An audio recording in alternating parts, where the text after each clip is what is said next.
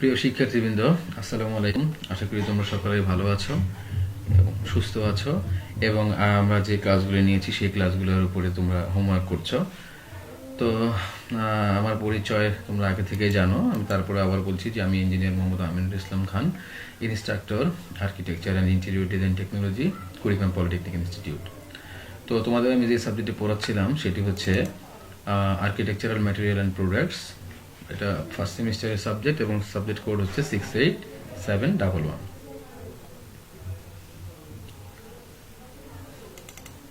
তো তোমাদের গত ক্লাসে আমরা যা পড়িয়েছিলাম সেটা হচ্ছিল যে ডিফাইন স্যান্ড, অর্থাৎ স্যান্ডের সংজ্ঞা, describe different types of sand, এবং বিভিন্ন ধরনের স্যান্ড সম্পর্কে আমরা জেনেছিলাম।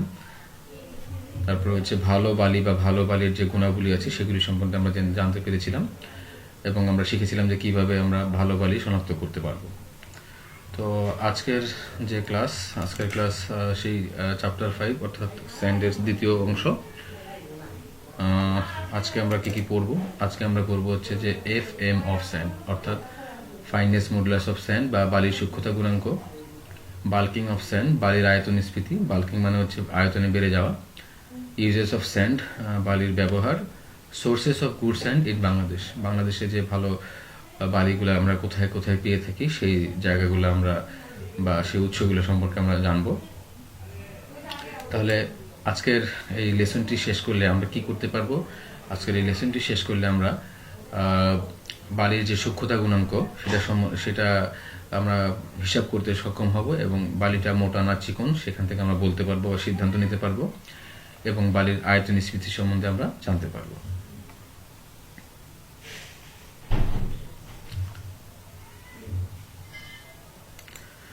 তো প্রথমে আসি FM অফ স্যান্ড, অর্থাৎ FM এর ফুল মিনিংটা হচ্ছে, পুরোপুরি যদি আমরা বলতে চাই সেটা হবে যে ফাইননেস। F হচ্ছে ফাইননেস, M হচ্ছে মডিউলাস অফ স্যান্ড, অর্থাৎ ফাইননেস মডিউলাস অফ স্যান্ড হচ্ছে বালির সূক্ষ্মতা গুণাঙ্ক। ফাইনেস মডিউলাস অফ স্যান্ড হচ্ছে ফাইন এগ্রিগেট, অর্থাৎ আমি বলছিলাম এগ্রিগেট দুই ধরনের হয়, একটা ফাইন এগ্রিগেট আর হচ্ছে কোর্স এগ্রিগেট। ফাইন এগ্রিগেট হচ্ছে যেগুলো সূক্ষ্ম দানাদার, যেমন সিমেন্ট এবং বালু, আর কোর্স এগ্রিগেট হচ্ছে যেমন পাথর এবং ইট। তো ফাইননেস মডুলাস অফ স্যান্ড, বালুর fineness modulus is an index number. এটা একটা সূচক নাম্বার বা একটা ধারণা, একটা সংখ্যার সূচক, যেটা কি রিপ্রেজেন্ট করে, which represents the mean size of the particles in sand. অর্থাৎ বালিতে যে কণাগুলি থাকে সেগুলির একটা গড়, একটা আকার বা আকার সম্বন্ধে, গড় একটা আকার সম্বন্ধে আমরা এখান থেকে ধারণা করতে পারি। এটা কিভাবে ক্যালকুলেট করা হয়? It is calculated by performing sieve analysis, অর্থাৎ চালনী বিশ্লেষণ যাকে বলা হয়, with standard sieves. American standard কিছু সিভ আছে, ASTM বলছিলাম গত ক্লাসেও। আমেরিকান স্ট্যান্ডার্ডস, আমেরিকান যে testing society of testing materials, তারা কতগুলি স্ট্যান্ডার্ড সিভ বা প্রমাণ চালনীকে সিলেক্ট করে দিয়েছে। ওই চালনীগুলো তারা চেলে তারপরে প্রতিটা চালনীতে যে পরিমাণ এখানে বলে দেওয়া হয়েছে, দেখো, দ্য কিউমুলেটিভ মানে যোগফল, percentage retained on each sieve, percentage শতকরা যে পরিমাণ বালু প্রত্যেকটা চালনীতে জমা হবে সেগুলির যোগফল, সেগুলিকে যোগ করব এবং তাকে আমরা সাবট্রাক্টেড করব, মানে ভাগ করব by 100 grips, the value of fineness modulus. তাহলে FMটা কি বললাম, এটা তোমরা এখানে একটু ভালোভাবে বুঝতে পারবা। তাহলে FMটাকে আমি বলছি, দেখো, আমাদের যে স্ট্যান্ডার্ড সিপ বলতে বোঝাচ্ছি যে number 4, number 8, number 16, number 13, number 15, number 100।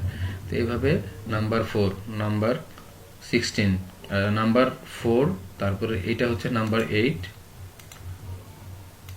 এটা হচ্ছে নাম্বার 4, এটা হচ্ছে নাম্বার 8, এটা হচ্ছে নাম্বার 16, এটা হচ্ছে নাম্বার 30, এটা হচ্ছে নাম্বার 50 এবং নাম্বার 100। এবং সবশেষে যেটা আছে এটা অ্যাকচুয়ালি চালনী না, এটা একটা কড়াইয়ের মতো, এটার নিচে কোনো ছিদ্র নেই। তো এই ক্রনোলজিক্যাল বা ক্রম অনুসারে সিপগুলো সাজানো থাকে। তো আমরা যে বালুটা আমরা ওজন করে এখানে নিয়ে নেওয়ার পরে এটাকে আমরা কি করব, চাললে দেখা যাবে প্রতিটা চালনীতে কিছু কিছু কিছু করে বালু জমা হবে। তো প্রত্যেকটাতে যে বালুগুলা জমা হবে সেগুলোকে আমরা কি করব, যোগ করব এবং শতকরা হিসাবে এগুলোকে বের করব প্রত্যেকটা চালনীতে। এই শতকরা হিসাবটাকে আমরা যোগ করে সেটাকে আবার 100 দ্বারা ভাগ করব। তাহলে এখান থেকে আমরা মানে বালির যে ফাইননেস মডুলাস বা সূক্ষ্মতা গুণাঙ্ক, অর্থাৎ বালিটা কতটুকু মোটা বা চিকন, এইটা বোঝা যাবে এই সূক্ষ্মতা গুণাঙ্ক দ্বারা। আর এটা একটা নাম্বার, এখান থেকে একটা নাম্বার আসবে যে এটা আসলে 1 থেকে দেখা যাবে শুরু করে, এটা আরো উপরে যেতে পারে বা নিচেও থাকতে পারে, 1 এর নিচেও হতে পারে।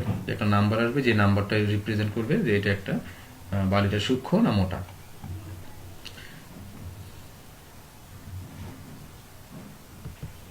তাহলে এখানে আমরা দেখতে পারতেছি যে FM is a single figure which is the sum of cumulative percent retained on a series of sieve having a clear opening half that of the preceding one, usually determined for fine aggregate। আচ্ছা, তাহলে এখানে বলছে যে fineness মডুলাসটা কি বলছিলাম, যে একটা figure বা একটা সংখ্যা যেটা কিভাবে বের করা হয়, প্রত্যেকটা সিভে রিটেন করা মানে হচ্ছে কতটুকু করে জমা হবে, তার পার্সেন্ট বা শতকরা কতটুকু করে জমা হবে, সেই শতকরার পার্সেন্টটাকে আমরা কি করব, যোগ করবো। এই যে sum of percent cumulative retain on each sieve, মানে প্রত্যেকটা সিভে নাম্বার 4 এ, নাম্বার 8 এ, নাম্বার 16 তে, নাম্বার 30, 50, 100, এই প্রত্যেকটা সিভে যে কি পরিমাণ জমা হবে তার শতকরা হিসাবটা আমরা বের করব।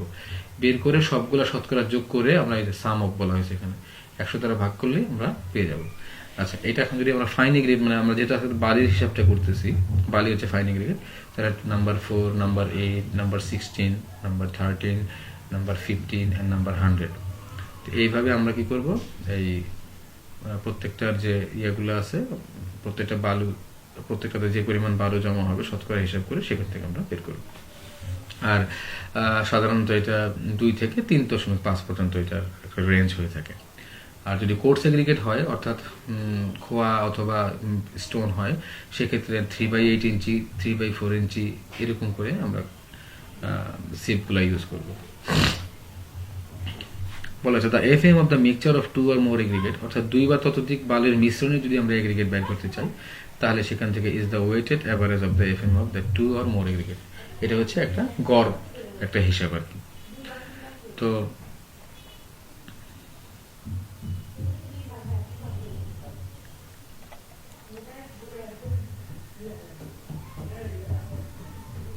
আশা করি তোমরা এখান থেকে এফএমটা বুঝতে পেরেছো। এফএম হচ্ছে ফাইননেস মডুলাস, যেটা কিনা একটা বালু কতটুকু মোটা বা চিকন, হ্যাঁ, বা কতটুকু সূক্ষ্ম হবে সেটা বোঝার জন্য এই এফএম বা ফাইননেস মডুলাস ক্যালকুলেশন করা হয়ে থাকে। এটা কিভাবে ক্যালকুলেশন করা হচ্ছে, একটা সিফ সেট 4 নম্বর, 8 নম্বর, 16 নম্বর, 30 নম্বর, 50 নম্বর, 100 নম্বর, এইভাবে প্রতিটা সিফ সেটের মধ্যে দিয়ে চালার পরে যে পরিমাণ বালু প্রতিটা সিফে জমা হবে তার শতকরা হিসাবটাকে আমরা কি করব, শতকরা হিসাবটাকে আমরা এই যে কিউমুলেটিভ মানে যোগফল, পার্সেন্ট কিউমুলেটিভ মানে শতকরা যে যোগফলটা, প্রতিটা সিভে যে পরিমাণ বালু জমা হবে সেটার শতকরা হিসাবের যোগফলটাকে আমরা কি করব, 100 দ্বারা ভাগ করে দিব। তাহলে এইভাবে আমরা ফাইননেস মডুলাস পেতে পারি। আচ্ছা, এখন আমরা চলে আসতেছি, একটা বালু আছে, সেটা 500 গ্রাম একটা নমুনা বালু নিব, সেই বালুটা আমরা কিভাবে ফাইননেস মডুলাস ক্যালকুলেশন করব। তাহলে FM fineness calculation, fineness modulus বা সূক্ষ্মতা গুণাঙ্ক ক্যালকুলেশন অফ স্যান্ড, বালুর সূক্ষ্মতা গুণাঙ্ক হিসাব করা। প্রথমে দেখতে পাচ্ছি আমরা এখানে যে সিভ নম্বর, এখানে বলা হয়েছে যে fineness modulus of calculation for 500 gram sand. 500 gram বালি আমরা নিব, নিয়ে ওই চালনীগুলোর মধ্যে আমরা ঢেলে দিব, ঢেলে দিয়ে চালবো। চালার পরে দেখবো যে নাম্বার 4 স্ট্যান্ডার্ড সিভ সাইজ, নাম্বার 4 এ, তারপরে নাম্বার 8, তারপরে নাম্বার 16, নাম্বার 30, নাম্বার 50, নাম্বার 100, এইভাবে আমরা সাজাবো। আর সব শেষে থাকে প্যান বা কড়াই। তো নাম্বার 4 আমরা চালার পরে, মানে 500 গ্রাম বালি নিয়ে আমরা এটাকে চাললাম, চালার পরে দেখতেছি যে নাম্বার 4 বালু জমা হয়েছে আমার কতটুকু, 5 গ্রাম, অর্থাৎ এই জায়গাটায় বালু জমা হয়েছে 5 গ্রাম।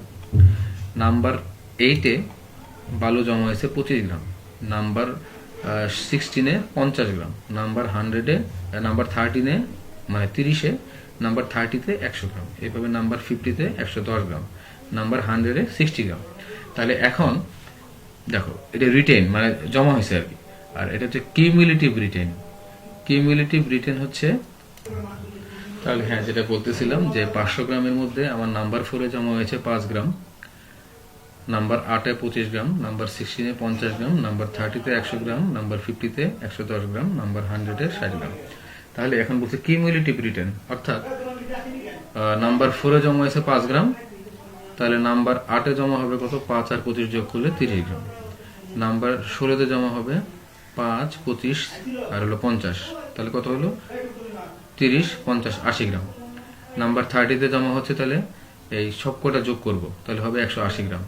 নাম্বার 50-এ জমা হলে কত? এই সব কটা যোগ করব, 5, 25, 50, 100, 110 যোগ করে পেলাম 290 গ্রাম। আর নাম্বার 100-তে যা জমা হলো, যেহেতু কিউমুলেটিভ বলা হয়েছে মানে পুঞ্জীবিত, মানে সবগুলা যোগ করে যেটা হবে, তাহলে এখন এই সবগুলি যোগ করে পাচ্ছি আমরা কত? 350 গ্রাম। আচ্ছা, এখন এখন তাহলে কি হচ্ছে? এখন এখান থেকে আমরা দেখতে পাচ্ছি যে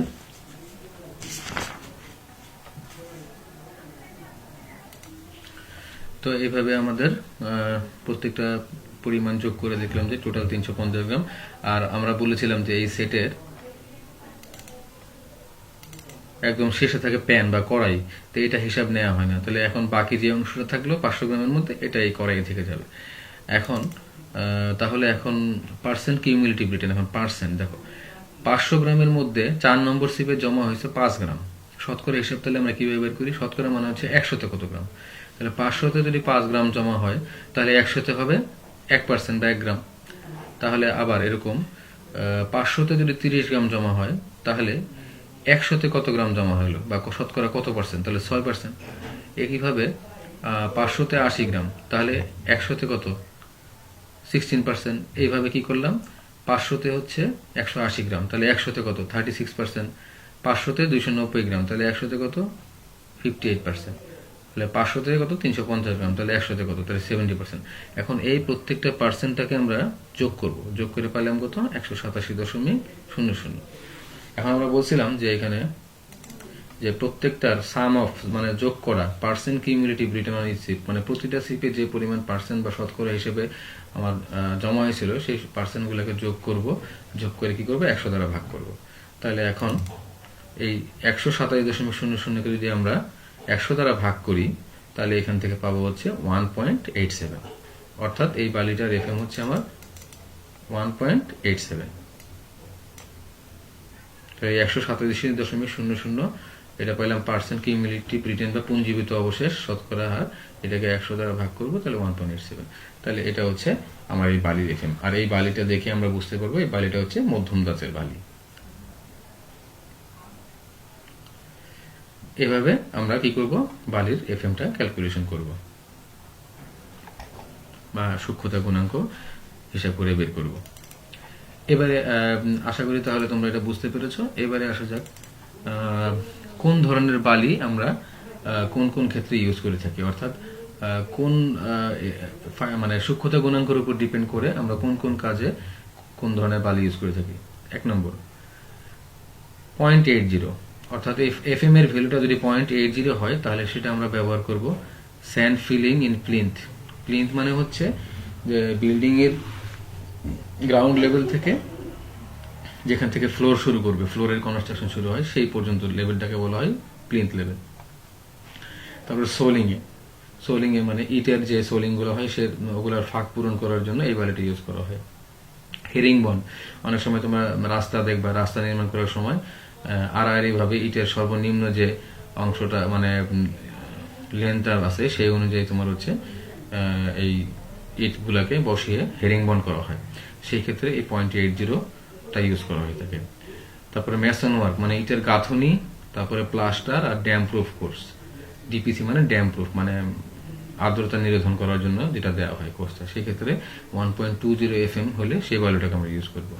আর আরসিসি ওয়ার্ক মানে হচ্ছে যে ঢালাইয়ের যে সমস্ত কাজ থাকবে, অর্থাৎ যেখানে যেমন বিম, কলাম, স্ল্যাব এই সমস্ত কাস্টিং এর জন্য যে বালিটা আমরা ব্যবহার করব সেই বালিটার হবে এফএম হবে 2.35। ঠিক আছে, তাহলে এই হলো 3 ধরনের বালির এফএম আমরা ইউজ করব।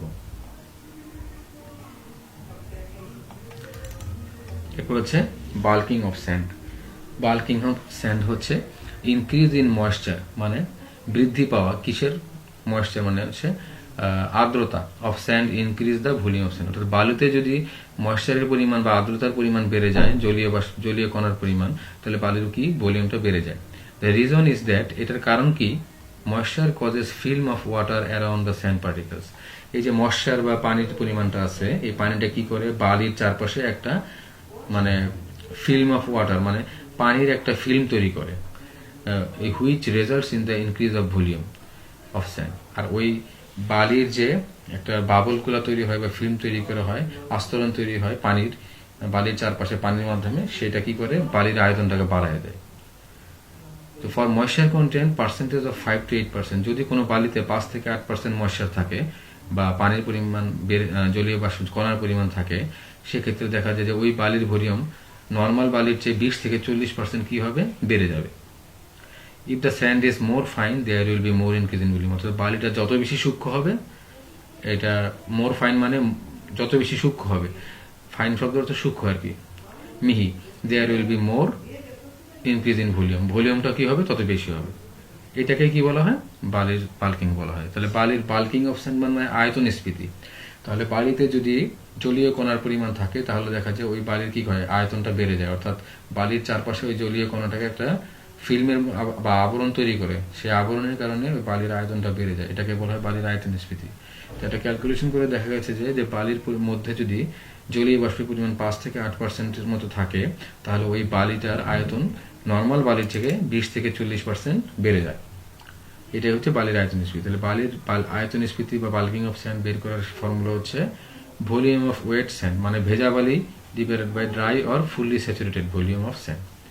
তাহলে ভেজা বালিকে যদি আমরা শুকনা অথবা পরিপূর্ণ পানি দ্বারা স্যাচুরেটেড অবস্থায় বালি দ্বারা ভাগ করি এবং সেটাকে 100 দ্বারা গুণ করি, তাহলে সেখান থেকে বালির আয়তন স্ফীতিটা পাওয়া যায়। এখানে একটা গ্রাফ দেখা যাচ্ছে যে মোটা বালির জন্য বালির আয়তন স্ফীতি হবে এরকম, আর মিডিয়াম বালি হলে তার আয়তন স্ফীতিটা আরেকটু বেশি হবে, আর যত বেশি ফাইন হবে, একটু আগে আমি বলছিলাম বালি যত বেশি সূক্ষ্ম হবে তার আয়তন স্ফীতি তত বেশি হবে। তো এই ছিল আয়তন স্ফীতি, তোমরা আশা করি বুঝতে পেরেছো। এরপরে আমাদের যে টপিক্সটা সেটা হচ্ছে যে sources of good sand in Bangladesh, মানে বাংলাদেশে বালির যে সোর্স, ভালো বালির যে সোর্সগুলো আছে সেগুলো কোথায়। বাংলাদেশের সিলেট জেলাতে বালি পাওয়া যায়, ভালো বালি বিবাড়িয়া বা ব্রাহ্মণবাড়িয়াতে পাওয়া যায়, কুমিল্লাতে পাওয়া যায়, ঢাকা জেলায় পাওয়া যায়, ময়মনসিংহ জেলায় পাওয়া যায়, রংপুর জেলায় পাওয়া যায়, পাবনা জেলায় পাওয়া যায়। তাহলে কোথায় কোথায় ভালো বালি পাওয়া যাচ্ছে, সিলেটে পাওয়া যাচ্ছে। সিলেটের বালিটাকে এটা মোটা বালি হয়ে থাকে মেনলি, এবং এই বালিটা ঢালাইয়ের কাজে ব্যবহার করা হয় এবং এটা একটা ব্রাউনিশ বা লালচে টাইপের হয়ে থাকে। এবং বিবাড়িতে পাওয়া যায়, কুমিল্লায় পাওয়া যায়, তাহলে ঢাকায় পাওয়া যাচ্ছে, ময়মনসিংহে পাওয়া যাচ্ছে, রংপুরে পাওয়া যাচ্ছে, পাবনাতে পাওয়া যাচ্ছে। তো এগুলো হচ্ছে বাংলাদেশে যে বালুর সোর্সগুলো সেগুলো। তাহলে আমরা আজকে যে টপিকসগুলি আলোচনা করেছি সেখান থেকে তোমাদের জন্য দুটো কোয়েশ্চেন আমি দাঁড় করে দিতে পারি। সেটা হচ্ছে যে what is FM of sand, অর্থাৎ বালির সূক্ষ্মতা গুণাঙ্ক বলতে কি বোঝায়, ফাইননেস মডুলাস বলতে কি বোঝায়, ফাইননেস মডুলাসটা। এরপর বলছে যে how you select sand for different construction. হ্যাঁ, বিভিন্ন ধরনের কনস্ট্রাকশন কাজের জন্য তুমি বালিটাকে কিভাবে সিলেক্ট করবে। তাহলে প্রথমে কি করতে হবে, বালির ফাইননেস মডুলাসটা ক্যালকুলেশন করতে হবে। ক্যালকুলেশন করে সেখান থেকে বুঝতে হবে যে এই বালিটার সূক্ষ্মতা গুণাঙ্ক কত, এবং সেই অনুযায়ী আমরা কোন কোন ধরন, যে চাপ বলে আসছিলাম যে 0.80 হলে প্লিন্থে, সোলিংয়ে, হেরিং বন্ডে, 1.20 হলে মশলা তৈরিতে, প্লাস্টারের, জিপিসি এগুলোতে ইউজ করা হয়। তারপর 2.35 হলে অল টাইপ অফ RCC ওয়ার্কসে ইউজ করা হয়। তো এইরকমভাবে আমাকে প্রথমে যেটা করতে হবে, ফাইননেস মডুলাস ক্যালকুলেশন করে নিতে হবে। তারপরে সেই ফাইননেস মডুলাস অনুযায়ী আমাদের কি করতে হবে, আমাদের কাজের ধরন অনুযায়ী সেই বালিটাকে আমরা ওই কাজে ব্যবহার করতে হবে।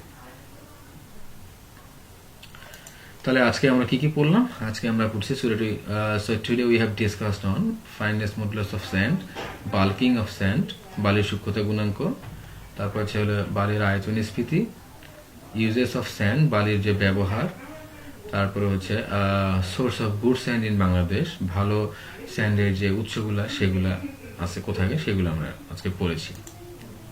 তো পরবর্তী ক্লাসে আমরা কি পড়বো, পরবর্তী ক্লাসে আমরা পড়বো ডেফিনেশন অফ সিমেন্ট। সিমেন্টের সম্পর্কে আমরা ধারণা নেব, ডিফারেন্ট টাইপস অফ সিমেন্ট, সিমেন্টের যে প্রকার ভেদ আছে, বিভিন্ন ধরনের সিমেন্ট আছে, এগুলোর সম্বন্ধে জানবো, টাইপ 1, টাইপ 2 বা সেম 1 সেম 2, এছাড়া রয়েছে বিভিন্ন ধরনের স্পেশাল টাইপস অফ সিমেন্ট, ওইগুলো আমরা জানবো, ইউজেস অফ সিমেন্ট এবং সিমেন্টের ব্যবহার সম্পর্কে আমরা জানবো।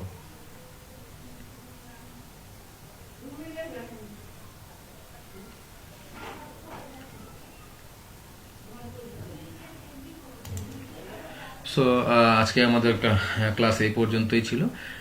পরবর্তী ক্লাসে তোমাদের যে টপিকসগুলি আছে সেই টপিকগুলি আমি বলে দিয়েছি, সেগুলি আমরা আলোচনা করব।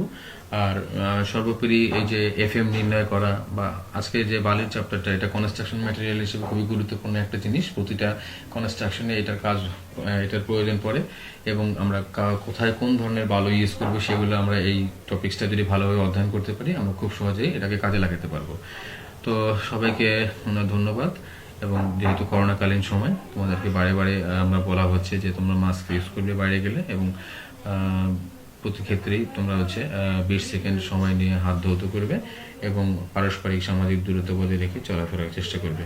আর তোমাদের জন্য যে প্রতিটা ক্লাসে যে ইয়েগুলো থাকতেছে, টপিকসগুলো থাকতেছে, সেগুলো তোমরা তোমাদের বাজারে প্রচলিত বইকে ফলো করবে। আর আমাদের ক্লাসের আলোচ্য বিষয়ের সাথে সেই টপিকসগুলি তোমরা কি করবে, চেষ্টা করবে মিলিয়ে নেওয়ার জন্য। আর কোনো ধরনের সমস্যা বা কোনো ধরনের কোয়েশ্চেন অ্যারাইজ করলে সেগুলো তুমি আমার এই কমেন্ট বক্সে এবং এই ভিডিওটা এবং বিগত যে ভিডিওটা, 2টা ভিডিও আর লিঙ্ক আমি তোমাদের ইউটিউবে দিয়ে দেবো। সেখান থেকে তোমাদের এখান থেকে আমি ওই ইউটিউবের লিঙ্কটা তোমাদের এই কমেন্ট বক্সে দিয়ে দিব। তোমরা প্রয়োজন হলে সেখানেও দেখে নিতে পারো।